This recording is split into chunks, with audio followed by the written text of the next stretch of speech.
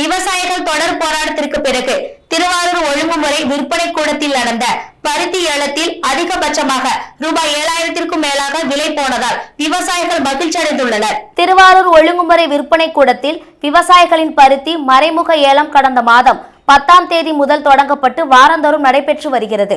இதில் கடந்த 24ஆம் தேதி அன்று திருவாரூர் ஒழுங்குமுறை விற்பனை கூடத்தில் நடைபெற்ற பருத்தி மறைமுக ஏலத்தில் ஒரு குவிண்டால் பருத்தி அதிகபட்சமாக ரூபாய் 5300 ரூபாய்க்கு விலை போனதால் அதிர்ச்சி அடைந்த விவசாயிகள் உரிய விலை கிடைக்காததால் பருத்தி விவசாயிகள் சாலை மறியல் போராட்டத்தில் ஈடுபட்டனர். இதனை அடுத்து ஏலம் ரத்து செய்யப்பட்டது. இதனை அடுத்து அன்று மாவட்ட ஆட்சியர் மோகனச்சந்திரன் தலைமையில் பருத்தி கொள்முதல் தொடர்பாக விவசாயிகள், வர்த்தகர்கள், இந்திய பருத்தி கழகம் மற்றும் அலுவலர்களை ஒருங்கிணைத்து முத்தரப்பு கூட்டம் பேச்சுவார்த்தை நடைபெற்றுள்ளது.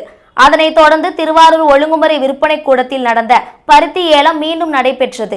இந்த ஏலத்தில் பருத்தி அதிகபட்ச விலையாக ரூபாய் 7589க்கும் குறைந்தபட்ச விலையாக ரூபாய் 5642க்கும் சராசரி விலையாக ரூபாய் 6614 ஏலம் போனதால் இதன் மூலம் 8427 விவசாயிகள் பயனடைந்தனர்.